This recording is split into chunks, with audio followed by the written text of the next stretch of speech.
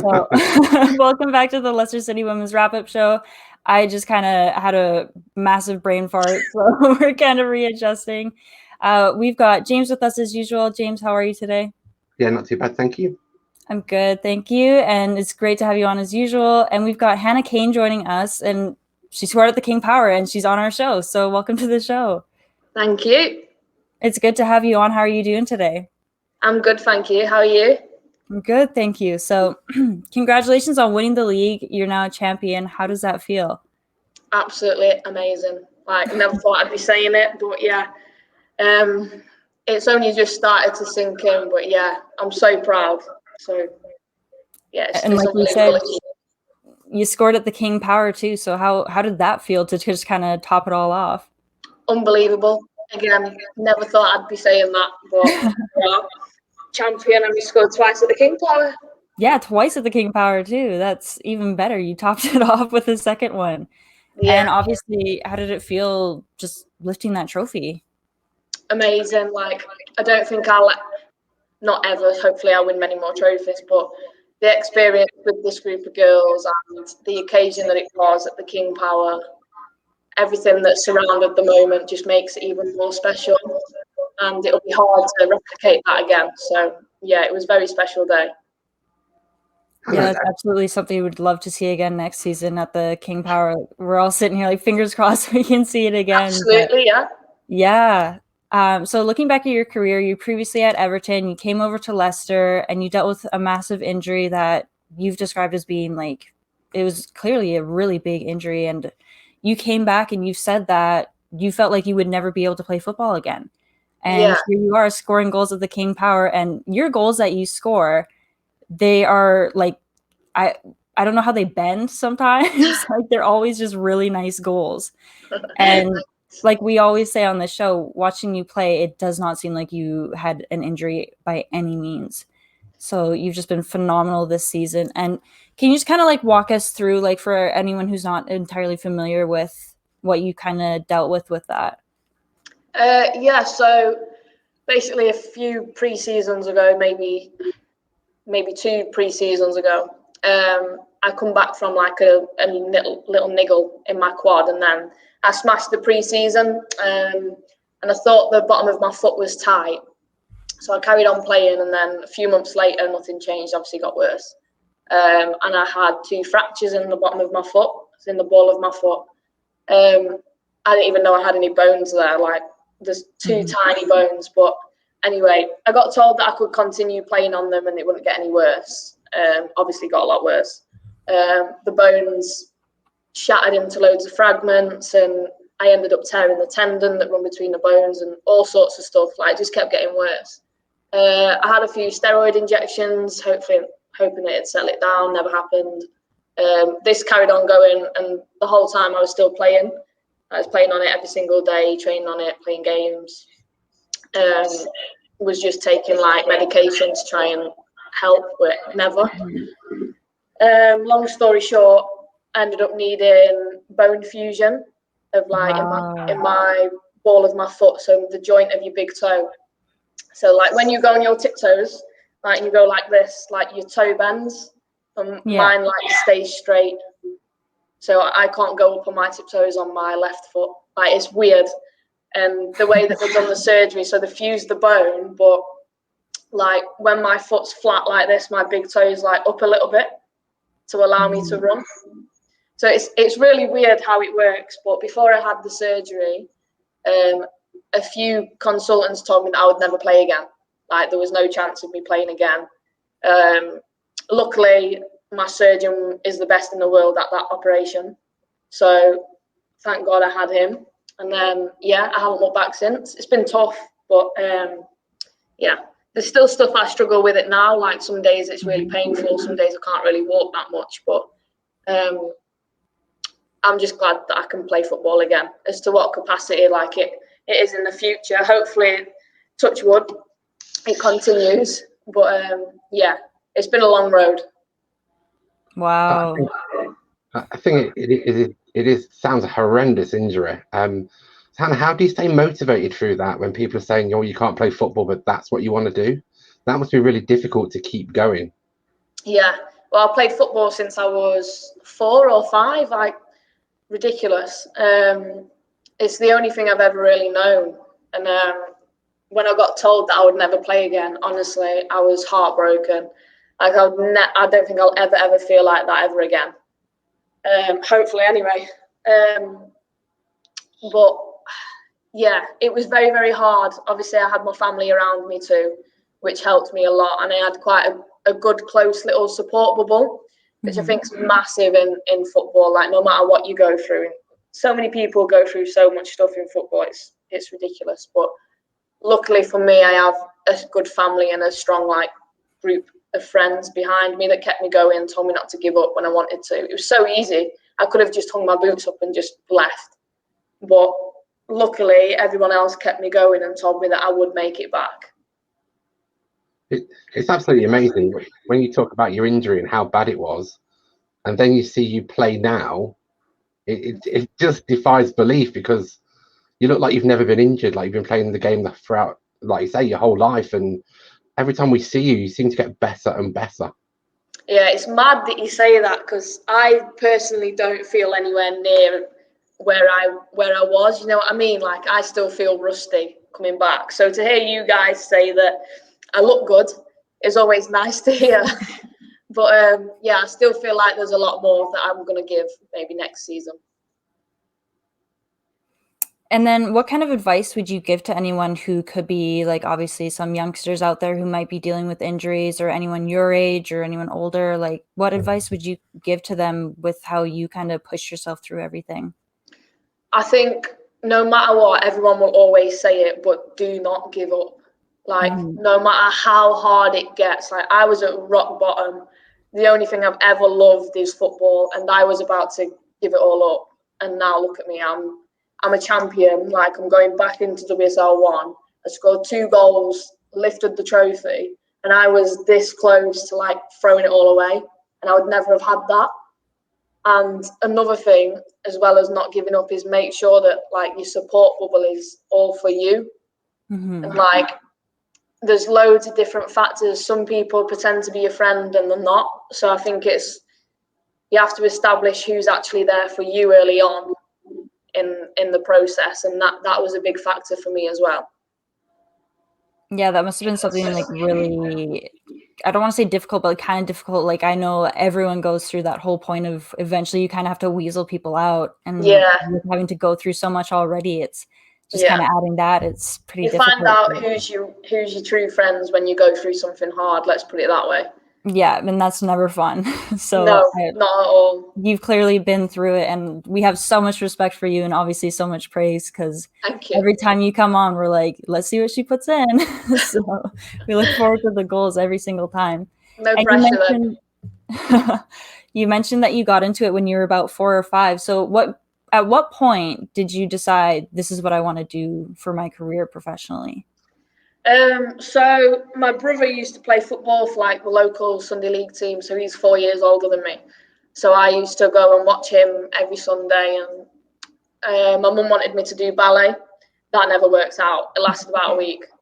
And then my dad asked me what I wanted to do. And I said I wanted to play football like Ben, my brother. So they took me to football, took me to my brother's training. And then when I played in a boys team. Until I was about 6 or 7, and then I went to Sheffield United Girls Centre of Excellence, which was the girls' academy at the time. And then ever since I started playing, I can't remember a point where I was like, yeah, I want to do that. Like, it was just, as soon as I said I wanted to play football, that was it, and I never really looked back. So I stayed at the academy until I was 16, and then obviously went to Sheffield FC for 2 seasons. Loved it, maybe 3 seasons actually, I can't quite remember. And then obviously made the move to Everton, and now I'm here. So yeah, I haven't looked back since. That's awesome. Was there anyone that you like kind of looked up to or like idolized when you came in, or you were just like, I'm doing my own thing? You mean like forever, like my idol growing up, or like another player that you kind of looked up to, or even just an idol growing up in general? When I was growing up, I used to I loved Thierry Henry. I absolutely love him. He was my idol growing up. I always wanted to be like him. I always wanted to wear his number shirt, like ridiculous. I was obsessed. But yeah, other than that, no, obviously my family pushed me to be the best person and best player that I can be. So I idolize all of them in different ways. But yeah, that's basically it. That's awesome, though. We can see with your goals how we can see a little bit of Henri thrown in there sometimes with that band. I wish. Hannah, obviously you spent a bit of time in the WSL, but now you're actually going back with Leicester. Yeah. How does that feel, and what kind of your aspirations for next season?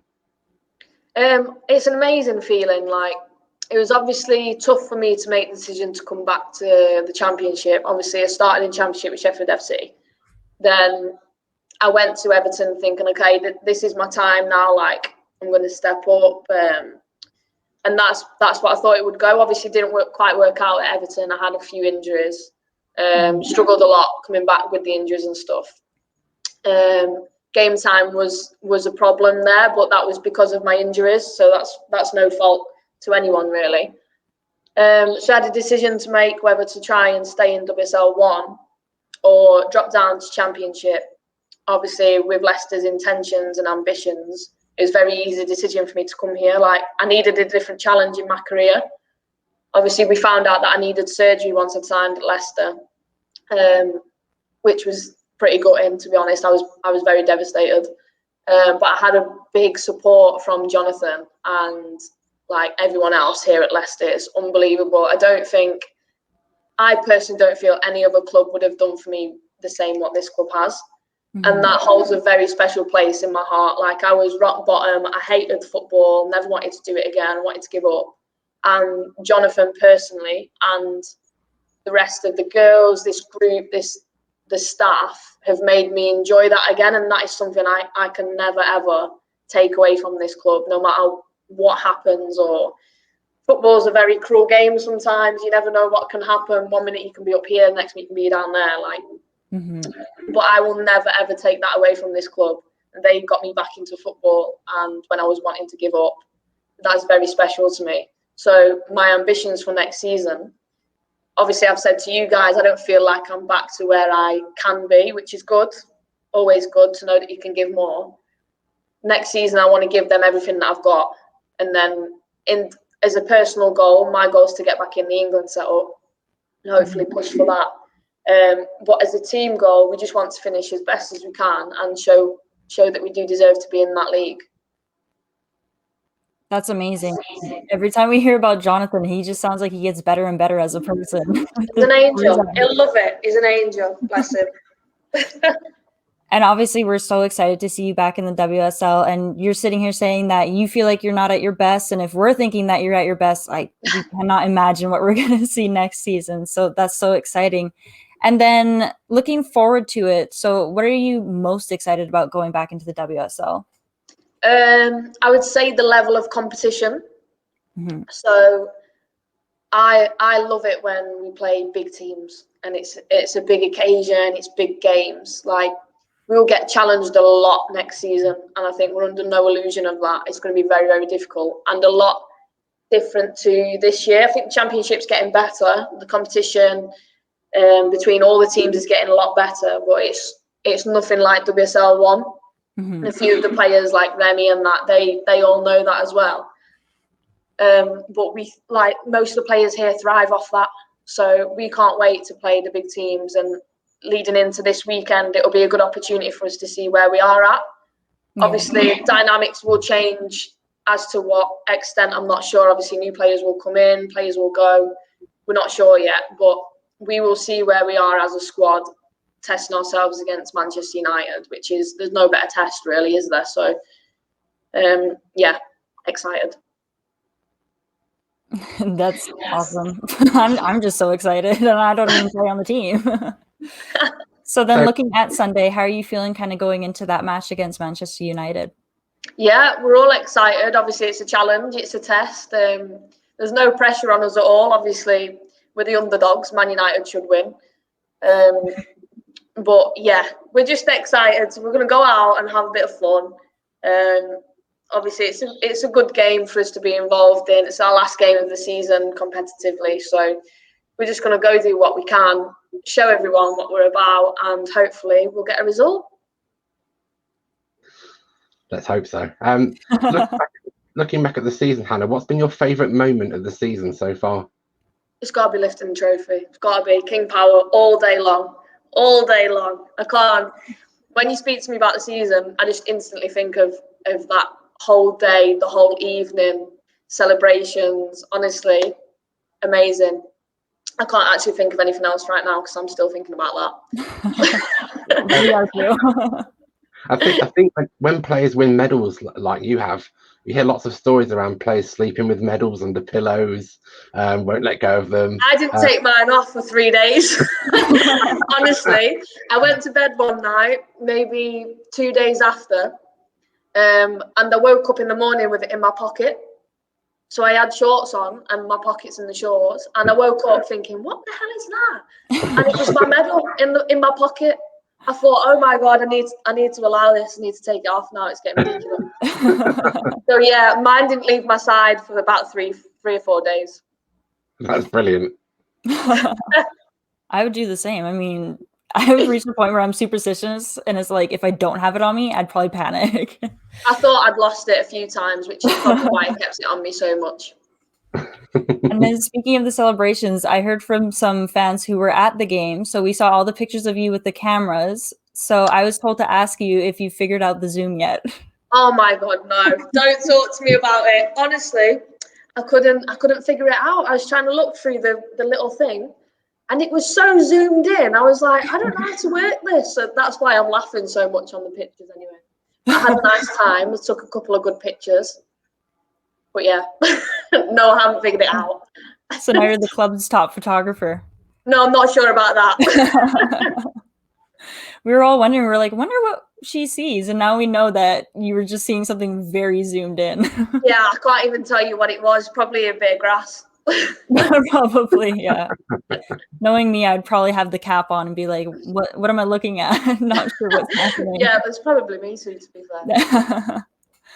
James, I'll hand it over to you. Thanks. So we ask players this all the time. Pre-match rituals. Do you have any or any superstitions? We see some players on the pitch backwards and things like that. So I have something with my shin pads. So I've got personalised shin pads. I'll show you one time when I actually have them on me. But they've got pictures of my family on and quotes. So I sit in the changing room before I put my kit on, read the shin pads, and put my left one on before my right. That's one thing that I do. Weird. Then when we go onto the pitch, I like to walk round quite slow. Like, other than that, I just visualise the game and what might happen. Other than that, no, I don't really have many. Those are good ones, though. Yeah. Some of the players we spoke to don't really have any, and then you get some players that have quite a few. I think I've heard some players always put the left boot on before the right boot. I think that's quite superstitious. Yeah, see, I do that with my shin pads. I don't know why people, it's probably habit, but then people do it all the time. And then you don't want to change it just in case something happens to you. Yeah, exactly. So now we're going to go across to a few fun questions. So I hand you over to Hannah to start the fun questions. Okay. So if you were to be any animal for a day, which animal would you want to be and why? Ooh, a tough one. I know. Maybe a bird. Maybe a bird, so I could fly wherever I wanted to. That's a good one. For some reason, I always thought dog. Like, I just want to be a dog, but I don't know why I'd want to be a dog. Can't do much. Yeah, true. I don't know actually, but probably just so I could fly to maybe a hot country. Might be nice. Hot countries are popular. When we ask players on this channel if they could go anywhere, it's always a hot country. Oh, 100%. I'll be saying hot country. Yeah. I mean, it's fair. We're still getting snow here, so I kind of agree with you on that one. Not good. Oh, well. If you were to design your own kit, what would it look like? My own kit? Oof, that's a tricky one. What's my favourite colour? My favourite colour is red, but then I can't say that because Leicester's blue. Maybe all white. go retro. Kind of like the away one. Yeah, actually, yeah. I like Do you that have one. any pattern or anything on it? Or just plain white? I actually quite like our away kit, now you've said that. But I also like the burgundy one as well. That's very smart. Mm-hmm. But no, I'm not really a pattern girl either. I'm quite boring. That's really boring of me to say that, isn't it? No, Or a bright colour. Or a bright colour like bright pink, luminous pink. Oh yeah, that'd be a good one. Like last season's away kit a little bit. Just a little bit brighter, some highlighter pink. Yeah, exactly. That'd be a good one too. So if we got hold of your phone, what kind of music would we find on your phone? Oh my god. So I'm really weird. Like, it could be anything. So I'm only 22, but you'd probably think I was 90. So I have like loads of old school songs, or I'm really weird. So one minute you could be listening to like Mariah Carey, and then next minute you could be listening to like someone rapping. Like, it's literally so far the other way. I couldn't even tell you. It'd be a mixed bag. If you press shuffle on my phone, I'd be scared of what was about to come up. I'm the same, don't worry. I have stuff from like when I was like 10 on there still. And sometimes I'll hit Honestly, shuffle. I was born in 1999. The majority of my playlist is probably from like the 70s. It's ridiculous. I mean, that's fair. Hey, it could be worse. That's not bad at all. Might just be a bit surprising. Yeah. Do you have any hidden talents? Oh no. No. I can do the worm. That's about it. But I haven't done it in a while actually, so I'll save that. When we asked Jade, she had like a list. I was just going to say, how is that not a goal celebration? Well, yeah, I feel like I need to wait until fans are back in the stadium. Can't be doing the worm with no one to watch me. I mean, a lot of people are going to be watching on Sunday. If you want to try to whip out the worm. If I score, I'll do the worm, okay? Now I'm like, I hope she scores. I'm thinking, oh my god, I hope there's a goal. I'm joking. I will do the worm if I score on Sunday. I'm looking forward to it even more now. I'm like, yeah, so am I. One thing we don't want to be blamed if anything bad happens, though. So. No, it won't. I could do it. No, I'm just kidding. One thing we always touch on is TV shows. So what kind of TV shows do you binge? I'm obsessed with Line of Duty. I think it's just finished though. Yeah. See, I'm a granny. I am really a granny. Any crime dramas, I like crime dramas a lot. Serial killer stuff, I love that too. You're the first person that's not mentioned Drag Race, so. No, see, I don't watch that. Ash loves it. Yeah. Like, we have a song for game day. I can't even tell you what it is. But yeah, Ash loves that. She was telling us all about how she plays the music in the dressing room for you guys. Yeah, she does. She loves it. She's class. That's hilarious. I love that. I've never seen Line of Duty, but I follow so many people from the UK on Twitter that people were like live tweeting the finale. And I was like, what is this all about? And people were talking about like police and stuff. So I was like, what's happening? And then no, it's so good. It's so good. You need to watch it. If you like that sort of stuff. Shows now for me. It's perfect. Ash told Hannah to watch Gogglebox, which is about 19 seasons of. Oh, yeah. I've seen that, though. It's really good where they're at they watch the TV, don't they? Yeah. And you see their reaction. Yeah, I love that show. I was shocked when the episodes were about an hour long each. Yeah, they are. I mean, I gave it a go, though. So I'm getting a bit of the UK culture, I guess, through TV. Look at you. Yeah. I mean, it's cool. It's good. You guys have good snacks, too. So yeah, we do, actually. I'm going to be stocking up on the chocolates. Perfect. Well, thank you so much. James, is there anything that you want to add before we kind of wrap things up? No, I think one thing I was going to say is I love your pink boots. They looked amazing. My pink boots? Yes. Yeah, I like them too. Might have to buy a new pair though. They're getting a bit worn. But yeah, I like them too. Yeah, they're so fun. The inspiration for the pink kit. They would match your boots perfectly. Exactly. I do like bright colours. That's great, though. I know James is a huge fan of them. He's always mentioning the pink boots, and sometimes that's how I spot you too. If I can't see the names, that's exactly. You wear bright boots, you won't go missed, will you? Not at all. That's It's a philosophy. That's perfect. Well, thanks so much for coming on, and we're really looking forward to Sunday. Best of luck on Sunday, and congratulations again on winning the league, and keep wearing that medal in your pocket, I guess. Cheers. Awesome. Thank you very much. It's been nice speaking to you anyway. I'm sure we'll speak again. Hopefully, and hopefully next time I won't struggle with the connection at first and completely embarrass myself. No, don't be silly. Right, thank you very much, guys. I'll speak to you later.